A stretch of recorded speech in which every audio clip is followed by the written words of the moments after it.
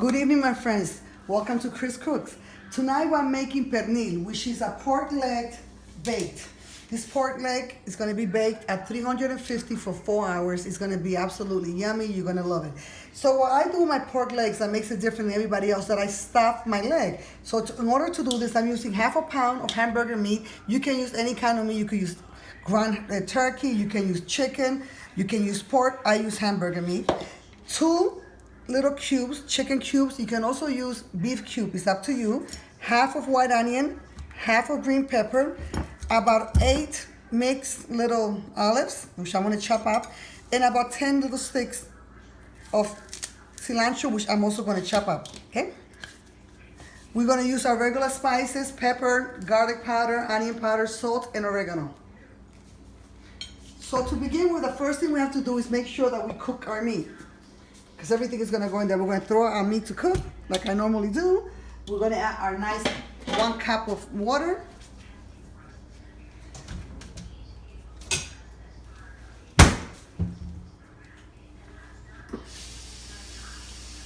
The reason why we're cooking our meat, because our meat is going to be the stuffing for our pork leg. In Spanish, pernil. So there goes my water. I'm going to immediately add my 2 little cubes here. We're going to begin with our spices. 1/4 teaspoon of black pepper. There we go. Take care of that.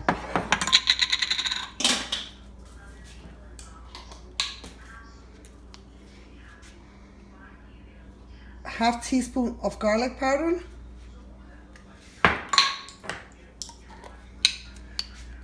half teaspoon of onion powder, half teaspoon of salt, and your half teaspoon of oregano.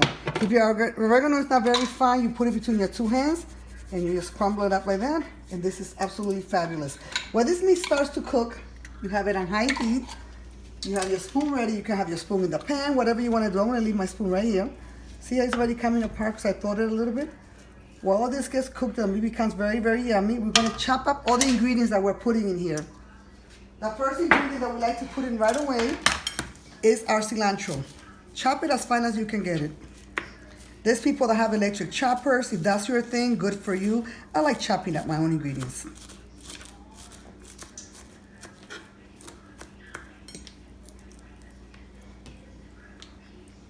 I don't waste anything. There are people that also throw out a little stick. That's you. That's okay. You can do that. And there goes my first ingredient right in there. My second ingredient is my onion. This is a very huge onion, but you really want a half of a medium-sized onion. This was like an extra large one.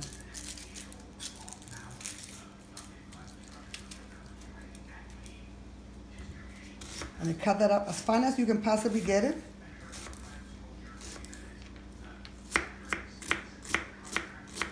See, it's very, very thin. It should look like this. It's almost like transparent. All these ingredients, if you want to do the measuring thing, it's about a half a cup of each ingredient. Half a cup of cilantro, half a cup of onion, half a cup of green pepper. And then 1/4 cup of the olives. It looks pretty good. There we go. Just throw it right in. See, by the way, when you throw things in, try to make them go around.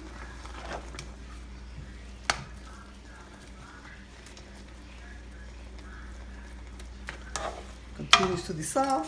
Then we continue with our green pepper.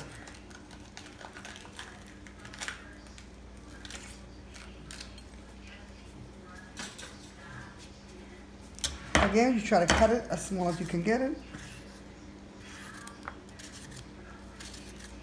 Smells absolutely delicious already. See how I first make it thin, long strips, and then I'm going to cut it up.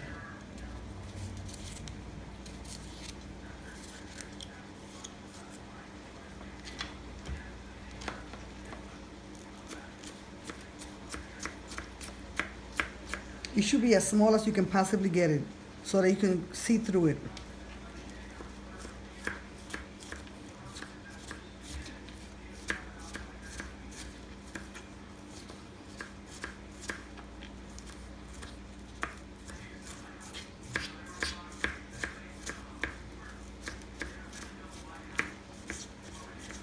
Since it's only half a pound of hamburger meat, the hamburger meat should cook in about 15 minutes, and we are ready to stuff our pork leg.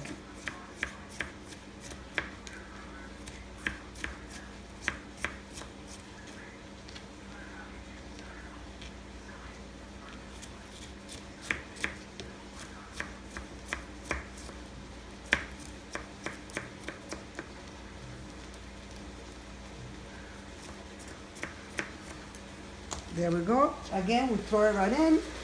We move it around. You'll be peeling it off so you can see that as the meat is cooking, you just start removing it. As you can tell, it's dissolving very well. We continue. Now we're going to cut these babies up. Cut them into little slices. It gives it a nice little the vinegar, you know, it's just really yummy because they're pickled. And when you cut a piece of meat and you run into one of these guys, the flavor is fantastic.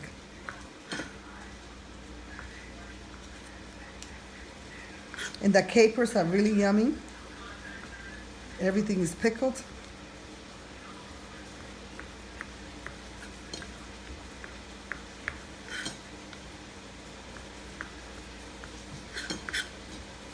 Remember, you don't want to overwhelm any flavor, so don't use more than 10 of these, because when you cut them up, they are nice and tasty, and they will take over.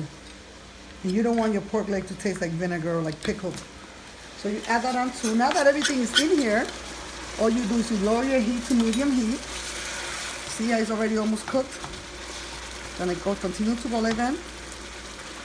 And the best part is that whatever meat you have left over that you don't stuff your pork leg with, you can always make tacos. But that's for another day, another recipe at Chris Cooks. See you in a minute.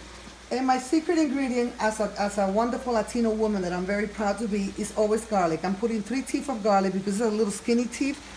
Oh, everything is always better with garlic. Oh. And it's not the same thing to use garlic powder as it is to use fresh garlic.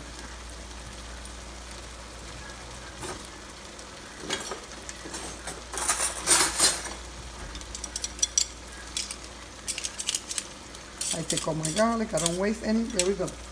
So as you can tell, after just 10 minutes, your meat should look this delicious. We're going to keep letting it go for a little bit, and now we're going to do the most important part. The most important part is I'm going to make the holes on our pork. Our dish tonight is going to be accompanied by Moro de Guandules, which is pig and beans and rice. It is absolutely delicious. Once you learn how to cook this, if you're living in a state that's not where I live, it's going to be very easy to find these beans. I'm going to tell you all about them, and I will also show you that recipe tonight. So the most important part for now, while the meat is getting cooked, is that you make holes. Make deep enough holes that you see your knife on the other side. That's how you know you're really getting through your piece of meat, okay? So you're going to make holes, very, very deep holes like that, as many as you want, as thick as your meat is.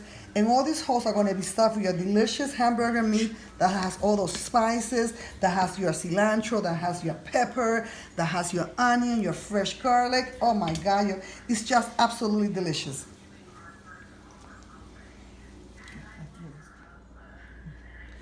While your meat is cooling down, you have your nice stuff here. Your stuffing is cooling down. It's perfect. You're going to preheat your oven to 350. My oven is ready. So you figure you put your oven at 350, it takes a while to preheat, and then you start stuffing your leg. So this is my special pot that I use to make my chickens, to make my pork, to make my turkey. These come in 3 different sizes. If you don't have one of these, you can just use any kind of baking dish. Even one like this, just cover it very, very well with aluminum foil, because it has to bake for exactly 3 hours at 350. Then for the last 45 minutes, you uncover it and let all this get really nice and crunchy and yummy, just thinking about it. So I'm wearing gloves, because this is very hot and this is very, very messy. I don't want to get messy, I don't want to get hot. So we just take it right in like this. You find your hole and you start stuffing it. Just literally stuff your hole, okay?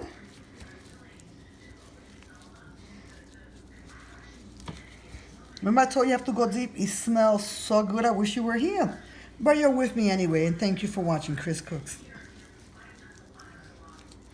So you go on and on like this. So you have every single hole. If you have a lot of meat left over, you can always use it to make chili. You can use it to make delicious tacos, which we'll talk about during the week. You just keep going. So not only do I stuff this side, you see on my holes, I can make more if I need to, but I also stuff the other side. So I make very large holes again, try to go as far as I can go with my holes, and I continue to stuff it, okay? It's a lot of work. You could think it takes about 10 minutes to stuff it correctly and stuff all of it, but the end result is the most delicious meat you ever eat. And the best part is that if you're only cooking for 2 or 3 people, you have enough meat to make sandwiches the next day, or just heat it up and eat it as another meal with baked potato, with whatever leftover rice you had. It's the meal that keeps on giving a week later. And also, remember when I told you that you're only cooking this hamburger meat for about 15 minutes, just enough to get the flavors going? The reason I said that, and you do have to cook meat at least half an hour, is because it's going to be cooking for 3 hours and 45 minutes. So you don't have to overcook it now, because you will be cooking it later, okay? Don't forget, it is almost done, and then I'll show you the last part. So everything is stuffed. You see how beautiful it looks. All the holes are full, up and down, on the side, everywhere that I could make a hole, I made a hole. My last little neat trick that works every time, it just gives a little colors that I use, is called culantro y achote. It's just a little base to give it some color. It makes it look a little bit orange, but when it cooks, it doesn't come out orange. It comes out brown and perfectly baked. It's like adding sun tanning lotion to your pork. See how beautiful it is? You brush it on. If you don't have a brush, you can use your hands. I don't like using my hands because they do stay orange for a little bit. I don't particularly like that. But you see how gorgeous it looks? Doesn't look like dough or anything at all. Here you go. So it's culantro and achote. You can buy it in little envelopes. Many different people make it. I don't recommend any specific brand. As long as you have achote, you can make the color. So you see how this part looks colorless? You also go like that. You rub it in. Brush it on. It's absolutely perfect. Make sure everybody's got a suntan. And all this area is completely filled too. See, I filled up all my holes. So the rest of just one little envelope is more than enough.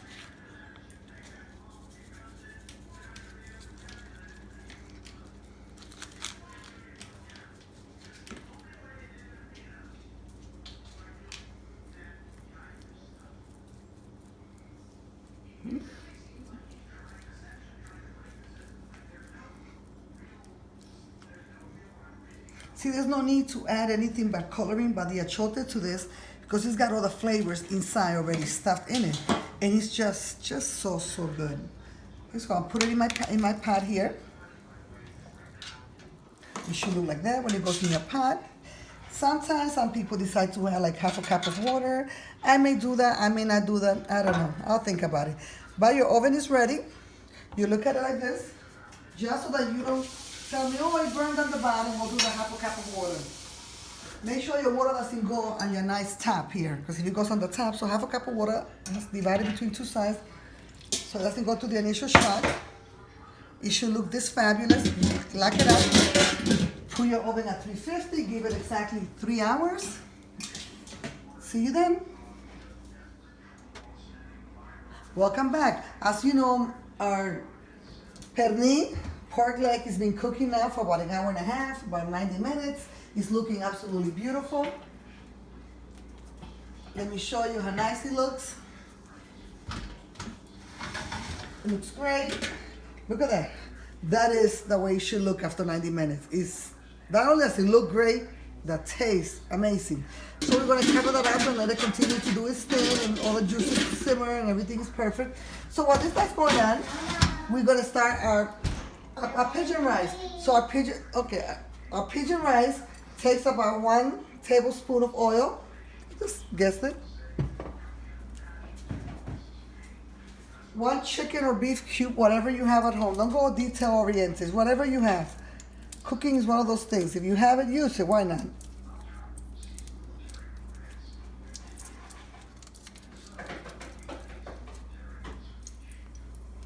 One cube, 1 can Guandules pigeon beans, 3 cups of water, or 3 cans of water.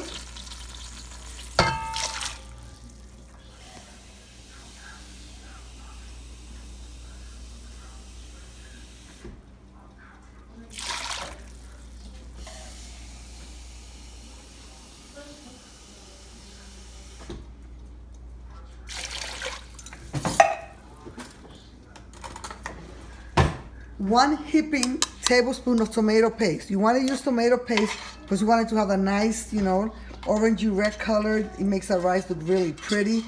And it does taste pretty yummy too. Have that going on. These 3 cans of water and 1 can of Guandules, pig and beans, is what we start with. That's going to be accompanied by our 4 cups of washed white rice, which we're going to do in a minute. You can also use brown rice, and you have to keep checking it every half an hour to make sure that it's really cooked, because brown rice tends to be a little harder than white rice. So accompanying that is going to be a green pepper, which I'm just going to cut 1/4 green pepper into 3 chunks. And then my onion, I'm a little tricky with it. I'm using half of white onion. What I do to make people eat onion who say, oh, I don't eat onions, that I cut my onion very, very small into little pieces. And I just throw it in there. And before you know it, everybody's eating onion that says that, oh, I don't eat onion. But they eat it. They don't even know they're eating it. It's just so yummy. It's so healthy. It's very, very good for you. So why not eat the onion? Cut it up into little squares. Always my traditional 1/2 inch square. And then I have 4 sticks of cilantro cut in half, and that's all going inside. There you go.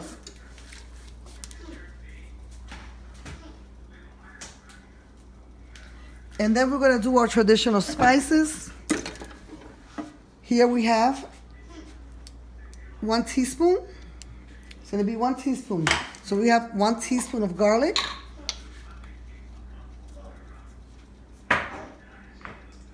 1 teaspoon of onion powder.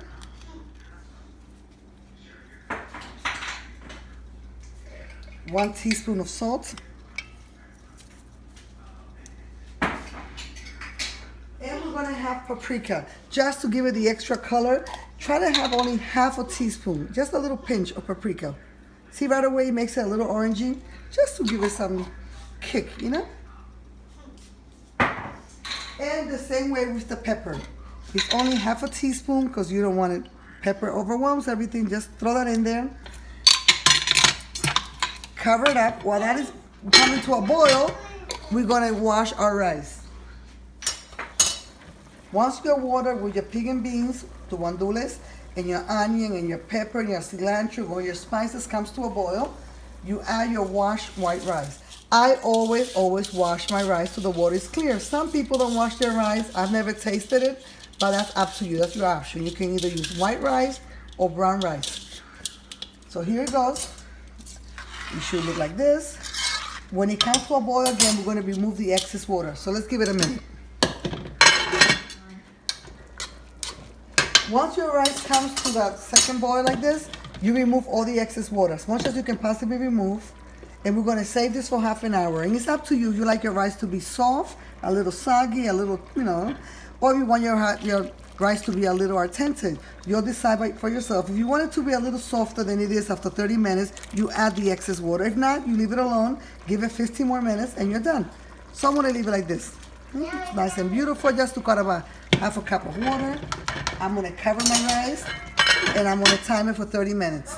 See you then.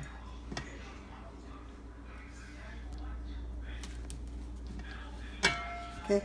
After 45 minutes of cooking, your rice should look like this. If it looks a little dry to you, you can always add a little bit of oil, about 1 tablespoon of oil. Just mix it in, rub it around. I did have to add my 1/2 cup of water that I removed from the rice when I started cooking it 45 minutes ago to make it a little softer, because I don't like hard rice, but some people do. It is perfect. It's good. It's good to go. Now we're going to check out our pernil. See how it's doing. I gave it a taste test. It looks absolutely perfect. I think we're ready to eat now. It still has 21 minutes to go, but it looks so good. I think I can serve it now. Have a wonderful night, and thank you for watching Chris Cooks.